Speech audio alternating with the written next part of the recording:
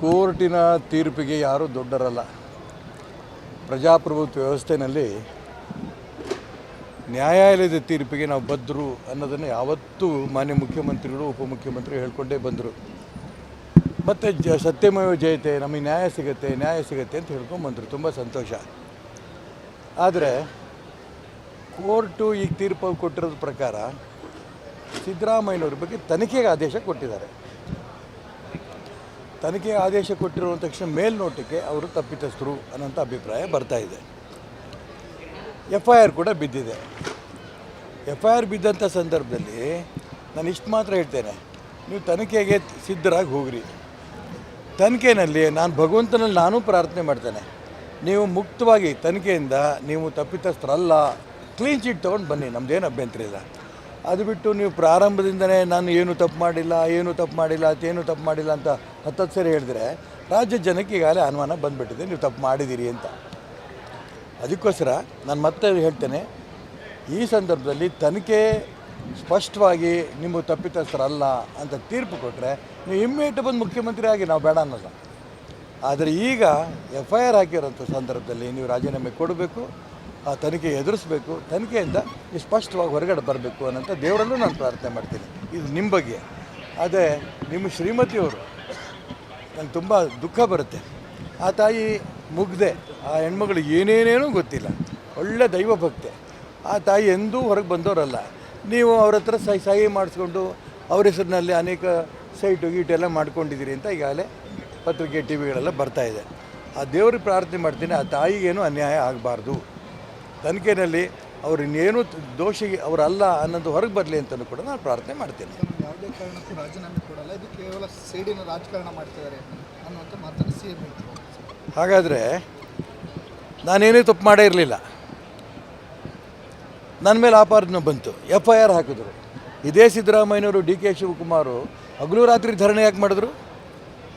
ಇಡೀ ಯಾಕೆ ಮೆರವಣಿಗೆ ಮಾಡಿದ್ರು? ತಕ್ಷಣ ಈಶ್ವರಪ್ಪ ರಾಜೀನಾಮೆ ಕೊಡಬೇಕು ಅಂತ ಯಾಕೆ ಹೇಳಿದ್ರು?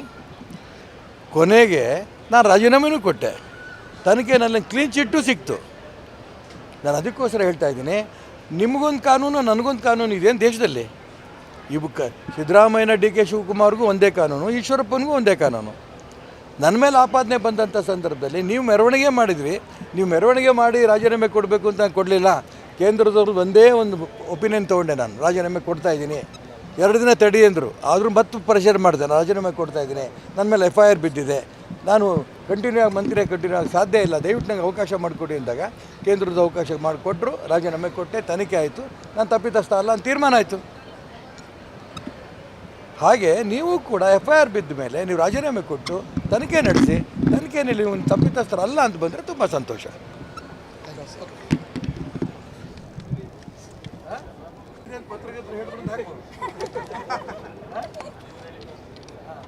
ಸರ್, ನಿನ್ನೆ ರಾತ್ರಿ ಎಷ್ಟು 39 ಗೋವುಗಳನ್ನ ಹಿಡಿದಿದ್ದಾರೆ ಜಯನಗರ ಸ್ಟೇಷನ್ ಬಿಟ್ಟು ಉಳಿದೆಲ್ಲ ಕೇಳ್ತಾ ಇದೆಯಾ?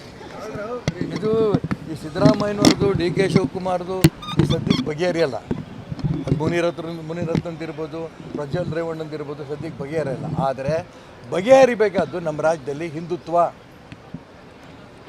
ಗಣಪತಿನಲ್ಲಿ ಗಲಾಟೆ, ಮಸೀದಿಗಳಿಂದ ಲಾಂಗು, ಚಾಕು, ಚೂರಿ, ಪೆಟ್ರೋಲ್ ಬಂಪು ಎಲ್ಲ ಹಿಡ್ಕೊಂಡು ಬರ್ತಾಯಿದ್ದಾರೆ, ತಲ್ವಾರ್ ಹಿಡ್ಕೊಂಡು ಬರ್ತಾಯಿದ್ದಾರೆ. ಅವ್ರನ್ನ ಅರೆಸ್ಟ್ ಮಾಡಿ ಅವ್ರು ಜೈಲಲ್ಲಿ ಹಾಕಲ್ಲ. ಗಣಪತಿ ಕೂರಿಸಿದಂಥ ಹುಡುಗನಿಗೆ ಅವ್ನು A1 ಹಾಕ್ತಾರೆ. ಸಿದ್ದರಾಮಯ್ಯನವರು ಈ ಪಾಪದಲ್ಲೇ ಸಿಕ್ಕೊಟ್ಟಿರೋದು. ಹಿಂದುತ್ವವನ್ನು ತುಳಿಯೋದಕ್ಕೆ ಹೊರಟಿದ್ದಾರಲ್ಲ, ಈ ಪಾಪದಲ್ಲೇ ಅವ್ರು ಸಿಕ್ಕೊಟ್ಟಿದ್ದಾರೆ. ನಾನು ಅದಕ್ಕೋಸ್ಕರ ಹೇಳ್ತೀನಿ, ಹಿಂದುತ್ವವನ್ನು ದಯವಿಟ್ಟು ತುಳಿಬೇಡಿ. ಯಾರು ತಪ್ಪು ಮಾಡಿದ್ದಾರೆ ಅವ್ರ ಬಗ್ಗೆ ಕ್ರಮ ತಗೊಳ್ಳಿ. A1ನಿಂದ A32 ತನಕ ಯಾರು? ಗಣಪತಿ ಕೂರಿಸಿದಂಥ ಕಾರ್ಯಕರ್ತರು, ರಾತ್ರಿ ಮನೇಲಿ ಮಲಗಿದಂಥ ಹಿಂದೂಗಳು. A1ನಿಂದ A32 ತನಕನೂ ಕೂಡ. 33 ಮುಂದೆ ಆ ಪೆಟ್ರೋಲ್ ಬಾಂಬ್ ಹಾಕಿದವರು, ತಲ್ವಾರ್ ಹಿಡ್ಕೊಂಬಂದವರು, ಬಟ್ಟೆ ಅಂಗಡಿಗಳು ಸುಟ್ಟವರು 33ಯಿಂದ ಮುಂದೆ. ಇದು ಕಾಂಗ್ರೆಸ್ಸಿನ ನೀತಿ, ಸಿದ್ದರಾಮಯ್ಯ DK ಶಿವಕುಮಾರ್ ನೀತಿ. ಈ ನೀತಿನ ಆ ತಾಯಿ ಚಾಮುಂಡೇಶ್ವರಿ ಒಪ್ಪಲ್ಲ. ಈ ರಾತ್ರಿ ಶಿವಮೊಗ್ಗದಲ್ಲಿ ಗೋವುಗಳನ್ನು ಕಳ್ತನ ಮಾಡ್ತಾ ಇದ್ದವ್ರನ್ನ ಹಿಡಿದು ಗೋವನ್ನು ರಕ್ಷಣೆ ಮಾಡಿದ್ದಾರೆ. ಯಾರ ಬಗ್ಗೆ ಆ್ಯಕ್ಷನ್ ತೊಗೊಂಡಿದ್ದೀರಿ? ಎಷ್ಟು ಜನ ಅರೆಸ್ಟ್ ಮಾಡಿದ್ದೀರಿ? ಎಷ್ಟು ದಿನ ನಡೀತಾ ಇದೆ ಈ ಗೋವಿನ ಕಳ್ತನದ ದಂಧೆ? ಇದ್ರ ಬಗ್ಗೆ ಯಾಕೆ ತನಿಖೆ ಮಾಡಲ್ಲ? ಯಾಕೆ ಆ ಕಳ್ಳರನ್ನ ಹಿಡಿಯೋದಿಲ್ಲ? ಆ ಗೋ ಕಳ್ಳರನ್ನ ಹಿಡಿದುಬಿಟ್ರೆ ಮುಸಲ್ಮಾನರು ಓಟ್ ಹೋಗುತ್ತೆ. ಈ ಭ್ರಮೆನಲ್ಲಿ ನೀವಿದ್ದೀರಿ. ಗೋವನ್ನು ನೀವು ರಕ್ಷಣೆ ಮಾಡಿದ್ರೆ ತಾಯಿ ಚಾಮುಂಡೇಶ್ವರಿ ಮುಖ್ಯಮಂತ್ರಿ ಸ್ಥಾನನೂ ಉಳಿಸ್ಕೊಡ್ತಾಳೆ.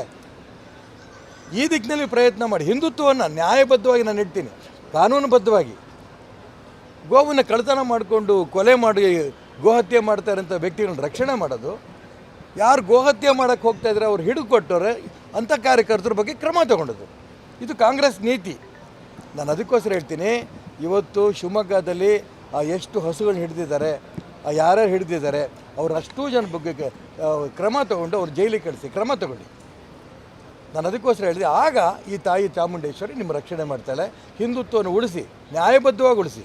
ಮುಸಲ್ಮಾನರಿಗೆ ಕ್ರಿಶ್ಚಿಯನ್ರಿಗೆ ತೊಂದರೆ ಕೊಟ್ಟು ಹಿಂದುತ್ವವನ್ನು ಉಳಿಸಿ ಅಂತ ಹೇಳಲ್ಲ. ಮುಸಲ್ಮಾನರು ಹಿಂದೂಗಳು ಕ್ರಿಶ್ಚಿಯನ್ರು ನಾವು ಅಂಟಂಬಂದ್ರಂಗೆ ಇದ್ದೀವಿ ರಾಜ್ಯದಲ್ಲಿ. ಆದರೆ ನೀವೇ ಎತ್ಕಟ್ತಾ ಇದ್ದೀರಿ ಮುಸಲ್ಮಾನರನ್ನ. ನೀವು ಏನು ಬೇಕಾದ್ರೂ ಮಾಡ್ಕೊಂಡು ಹೋಗಿ ನಾವು ನಿಮ್ಮ ರಕ್ಷಣೆ ಕೊಡ್ತೀವಿ ಅಂದ ತಕ್ಷಣ ಒಳ್ಳೆ ಮುಸಲ್ಮಾನರು ಯಾರು ಈ ಬದುಕು ಮಾಡಲ್ಲ. ರಾಷ್ಟ್ರದ್ರೋಹಿ ಮುಸಲ್ಮಾನರು ಗಣಪತಿ ಮೇಲೂ ಕಳ್ಳು ಹೊಡಿತಾರೆ, ಹಿಂದೂಗಳ ಅಂಗಡಿಯನ್ನು ಸುಟ್ಟು ಹಾಕ್ತಾರೆ, ತಲವಾರನ್ನು ಹಿಡ್ಕೊಂಡ್ಬಿಡ್ತಾರೆ. ಅಂಥವ್ರ ಬಗ್ಗೆ ಕ್ರಮ ತಗೊಳ್ಳಿ. ಆಗ ನಿಮಗೆ ಖಂಡಿತ ತಾಯಿ ನಿಮ್ಮ ರಕ್ಷಣೆ ಕೊಡ್ತಾಳೆ ಅಂತ ಸಿದ್ದರಾಮಯ್ಯನವ್ರು ಹೇಳೋಕ್ಕೆ ಇಷ್ಟಪಡ್ತೀನಿ.